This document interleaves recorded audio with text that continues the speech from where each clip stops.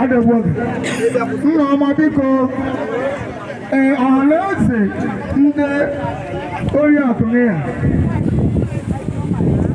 na-ele ha ka ha pụtara dịka anyanwụ ụtụtụ ha asị biko enweghị dịka yes biko ole mgbe dị ihe ele ihe ha ji n'ọnọdụ ọnọdụ a dịka nna egwu dịka ị kpọrọ ndị bụ ndị ewu nne egwu ndị nne egwu a ọha na ihe niile ebe a so ịkpọkwara m na egwu mee ndị garakwara ndị nna egwu ịkpọpụtara na eze mgbe bịa mepe ọnụ ụzọ imepe nyawo bọtụ ebe oke adị m etikwa anyị 2000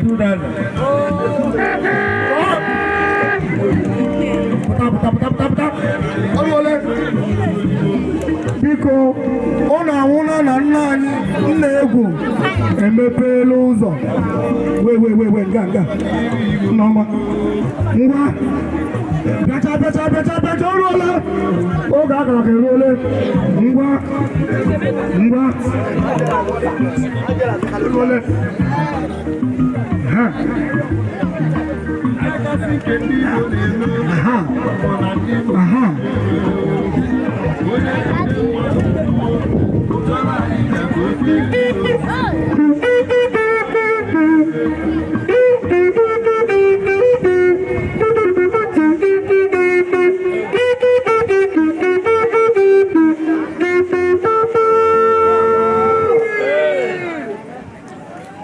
ndị be anyị orure na omume nna egwu nneọma emepeela ọnụ ụzọ biko mmadụ niile nọ nga mụtara nwoke mụta nwaanyị ndị niile ahụrụ ha ahụ ụmụ ha mụtara enweghị na-agba di ha nwere agba ụmụ ha nwere agba biko achọghị m ka anwụ ọcha ha in the next 2 minutes biko bịa na-ese ha ndị nne anyị congratulations maka anyị ewe anọdụ ugwu ka ụmụ nwaanyị nyere ha n'ala ọkwa nwoke so biko 2 minutes bịa na-yọchara ha oche ma sị ha congratulations ka anyị nwee ike gbapụ ọsọ maka na onye o ruru ya rie na mbụrụ awa oke ha bụrụ ya n'ike ha wee ye n'ọha ka o ruru mana ha nọ abịa họpụta ha otu ahụ ha siri nọrọ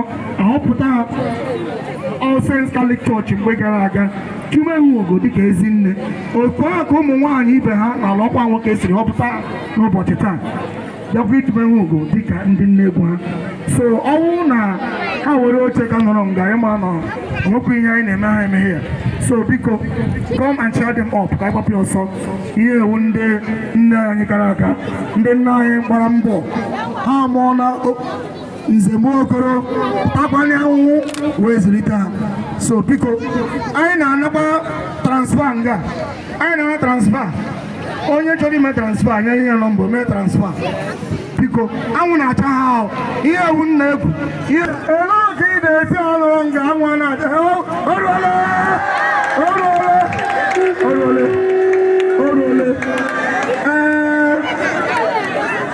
ezinne okwu ozi bịara ozi ha begotomi asị na eji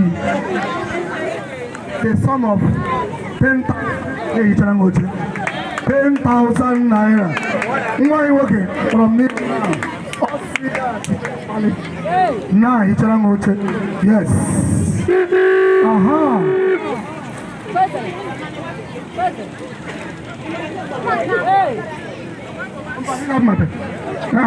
ụlọ ga-apụ otu mgbe ụlọ ga-emetụrụ anyị kwara ala mana hapụ ọrụọla osi gara na echesi na abịa mana osi gara na onye na-abịa ọrụole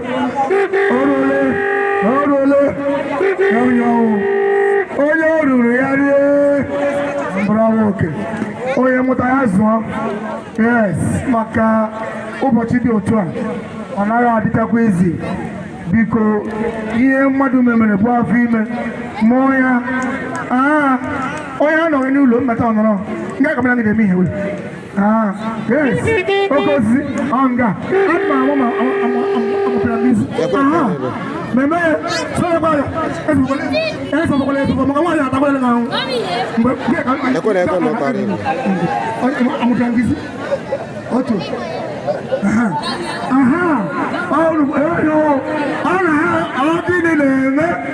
Ogini na-eme yes yes ọ nọ nwere ka o si aga ihe dị mma ka a na-akpọ nwa mma ihe dị mma ka a na-akpọ nwa mma na-emenụ ya yes ị nwere ka o si aga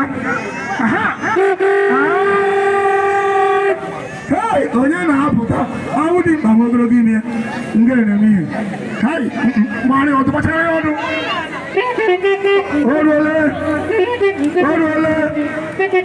oruole ọ gịnị na-eme na-apụtarị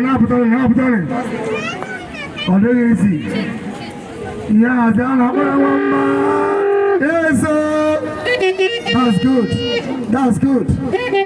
that's very lovely ọ gịnị na-eme yes yes that's good unu bụ ihe God bless you yes ezi nwa n'ọgbọ I can see well done sir na-aga that's very good congratulations to every one of you ọ dịghị izi ka nga ọrụ a Chukwu nyere unu n'ụbọchị agwọdụ macha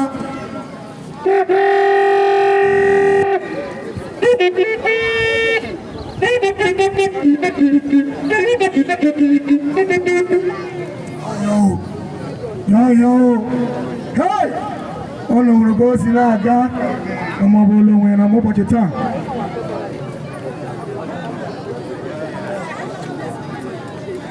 yes ngwa biliteri wee na-eje na ije nwa ọgaranya ije nwa ọgaranya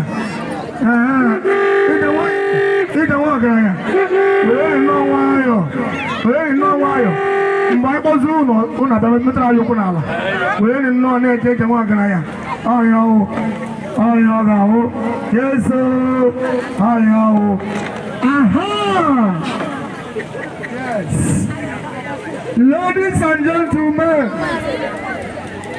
lekwa ihe abụrụ lunch na credit ọ na-ụgwọ ihe ọrụ na ndị ụgwọ dịma and e mere o nwere ike nke mana nkwa ịta ha ike aka ya n'ahịa otu ọnụ ọwọ ihe ji ụgwọ onye na-akwụ n'ụgwọ ji baịkaịndị ọgwọ nwere ike gwọ ya ọ na-agwọ baịkaịndị ọgwụrụ ya baịkaịndị ihe na-akụ ụgwọ akwụrụ akwụkwọ so biko chairman na-atụghị oge maka ndị ka na-eche njide biko ka anyị wepụ na ọsọ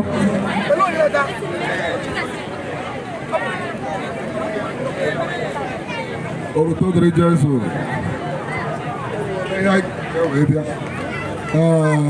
na-atụfughị oge mana eche m site ya kwụsị ịdabara na ka ụdị isi ikwu a metie kita nna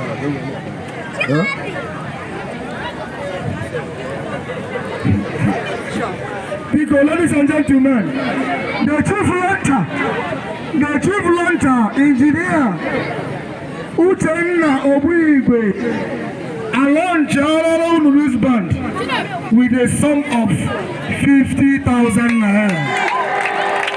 50,000 naira. 50,000 naira. 50,000 naira. Biko.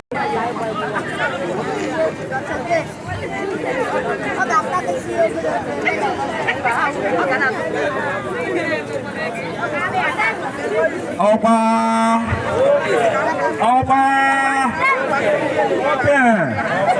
ihe onye chere ibe ya dịka nsogbu ekwu na mbụ ọ sị na onye mkpụrụ maka ya nọdụ n'oche ahụ maka nna anyị okwowo dị eze elect ọkwa abala wụ peace engineer Didi Uchechukwu Obioha.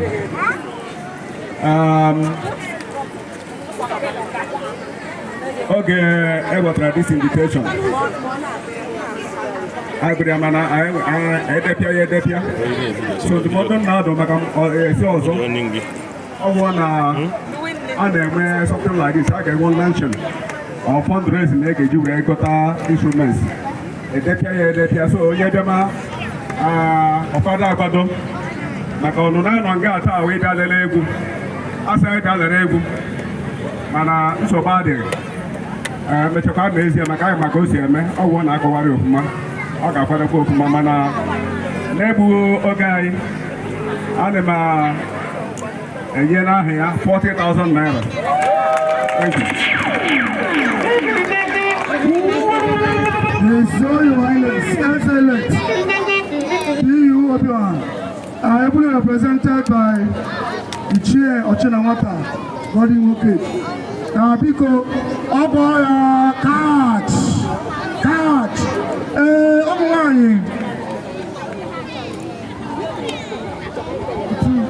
Biko eze elect bid Obioha enyere unu 40,000 naira cash. Biko anyị na-ekele ya n'ụzọ pụrụ iche. Yes. Biko onye ọdọ nwere ibe anyị okwu 10 naira wee ego 5 naira wee ego biko ka anyị kwadoro ụmụ nwaanyị a. Anyị kwado na ha onye metụrụ n'obi maka anyị ma ole a na-ere esetọ band now ka ha nwee ike kwụrụ ụgwọ nke ha zụrụ azụ. Mụnwa anọ nga na-ekwu okwu awụ nwa afọ ọkwa nwoke ma lụọ dị n'okporo. So anyị wawu ndị ọrụ ha egwu anyị wụ ndị ụmụtara okporo egwu anyị ewu udo ka mma ọchara ajazi. So anyị wụrụ ha egwu. So anyị bịara ịmara ma ihe ahụ anyị kụziri ha ọkụ ihe ha mere. So maka ihe ndị ebe anyị ziri anyị ozi sị ka anyị were ihe a kwado ha ọ dị 10,000 naira.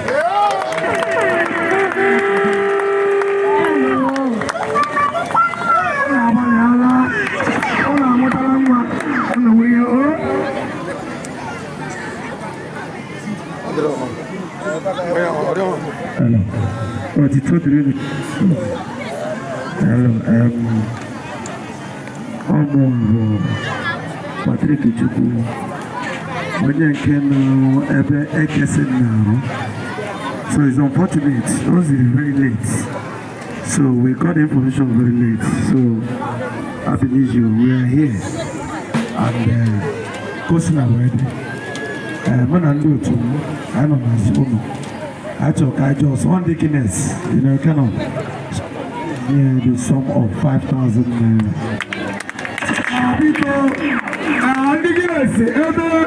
Mr. Ekele Uzechi Naroro, on the Ulora Sayabia, Nyaka, Makia, and Menaboyana, and what I information no good. Guinness man, thank you, sir. Yes. Okay. Okay.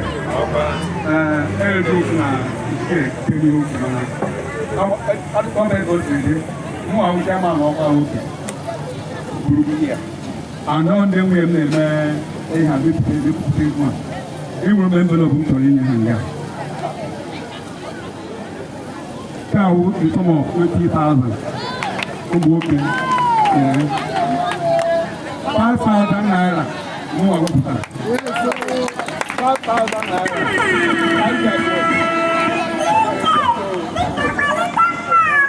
20,000 naira. Ukumbuke yenu. Mwai. 5,000 ukumbuke yenu. Chama na kwa uke. 5,000 ukumbuke yenu. Keki paji atleke yenu. Acha dinga kan. Ale kwe na mko. Okay.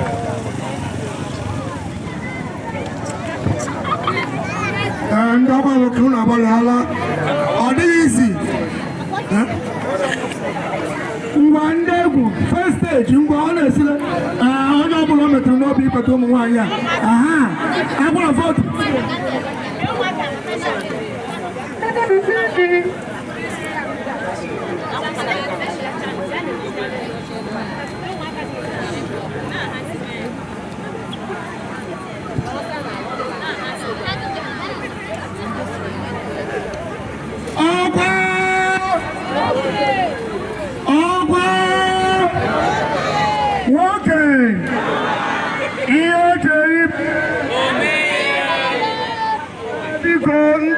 nwoke o nwere nwa ụlọ alụrụ n'okoro agha na mgbago ụzọ ibe ọwụ nne ka ọ wanye anya maka onye ọwụ nwee ọbụla ọ sị ihe ọ na-eme n'ụbọchị taa na ya dị awe ma far distance werezie nwanne ya nwoke isi dịka o mezuru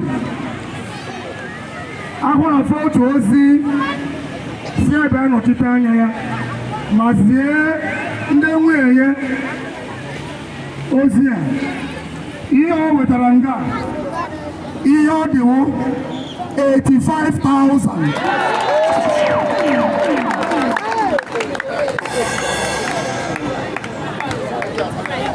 biko ọ na-adị mma amụọ n'ụlọ alụọ n'ụlọ ọ bụrụzi nnụ kepụrụ mma kepụ nwere ka ya dị anata ozi taa mana ụfọdụ ibe lụọ ya ibe nwa nwakocha aga ahụ ọ na-adị mma hei ọ da nwaanyị etinyere mgbanala Chineke ga-agọzi ya agwara mme izichi ya ozi si ya ndị lọọlụ ahụ ọ kpatasịrị na-esi ụmụnne esi ha zanama ha aka a na-ebu ihe ezi ekele na-asị Chineke ebe ọbụla o siri wepụta ọ ga-ewechiri nwa jikọrọ nwa gị n'aha Jizọs otu a ka ọ dị biko nwekwara ndị ọzọ chọrọ ịkwado dọkịta ahụike ndị ọrịa ọ dịgọchara ikwu okwu ahụike ndị ọrịa pụta apụta ahụike ndị ọrịa emere ụlọ ọgwụ nọ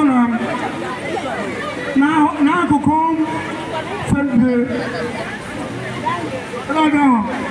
chọọchị a n'Ogberi St. Patrick's ị na-eji ahụ na-anwụ anwụ ị na-eji ego I'm telling you not na-ejire dọkịta nọ ya ebe nga dọkịta nọrọ ya ọ ga-eme echichi ọ na-ebu ụzọ zọpụta ndụ ma iji ego ejighị ego mana ndebe anya ama anya ịpụọ na St. Patrick jeele nga ahụike ndị ọrịa hospital ụlọ I am telling you how very beneficiary ije gbara ruo ọ ga-eme echichi ọ na-anapụta ndụ mbife ekwuba okwu ego dọg biko agaghị ejiri bịa iji azụ ndị mmadụ idukwere ezo m otu a na-abịakwa ọzọ ndị agwa m ejina ego eji ego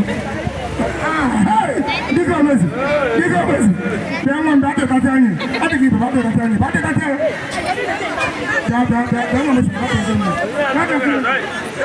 ọ dị ka nna amazi ihe esiri onye na-alakwa n'iwe nne na-ewu spageti enwe ihe a na-akọ ọkwa nwoke onye chere anyị ekwutere ya biko ahụ ichie osita adịmma alụzi ahụ nke eze achị n'ama Igbo ọkwa nnukwu dọkịta eji m ohere a na-ekwu na Iheọma dị mma Iheọma one of the town nzika nọrọ ebe ahụ na patronage excellent ọ ga-agụrụ mma and by special grace of God enwebụ onye Iheọma anyị nwere complication onye ọbụla bịara na so infection a nwere ka ọ dị si ekwe plus ihe anyị na netwọk na ha bụ so m na-eji the sum of 10,000 naira ahụike ndị ọrịa anyị ekelele gị so much na-ewe ezigbo mmadụ arịma n'ụlọ ọgwụ gị in no distant time ga one of the best onye ndị mmadụ lọnchin ahụike ndị ọrịa hospital ka eji ahụike ndị ọrịa aha ekesi na agbanyeghị ndị ụlọ ọrụ ha enwetara 5,000 ọ wetara 5,000 again. Yes, ekele Uzechi ọ wetara ndị ụlọ ọrụ ha wetara ịhụta ọzọ 10. Yes, bịa Dr. Bentus Junior. Yes, ọ wetara ha n'ọdọ ndị a ga-ewu duru nye m otu ọkpụkpọ na-atụbeghị ị na-anụ ya duru m onwe m atụ faf ka ọ dị edire m taa nje ya edire m puku nye m otu akwa anụ anafọ ofe a na-etukwa ibe ewe biko lọnchịn ka anyị kpatara ụmụ nwaanyị a biko ha na-ejiri enyemaka anyị biko yes nna Kevin nwere ụbọchị si aga mba ịma ego na-emego ịgbaligbere onwe nwe mgbe ndị nwe nke ọkpụkpe nke agwa nke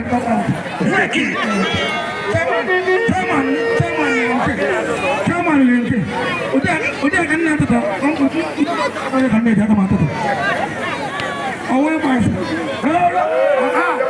oke osisi orio nnukwana nwa masị ihe school fees anyị natara nkwere anyị na-ekewa nke a na-eme ebe mmiri ewe anyị biko anyị na lọnchịn ele dọkịta Nna-egwu onwe agazie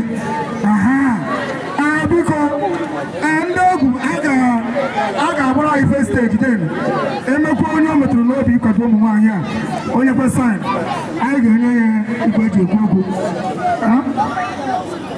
mgbe pụtanị o ruole ya ohere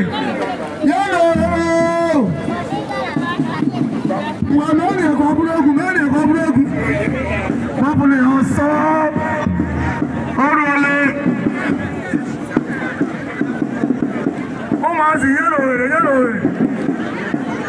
onye na field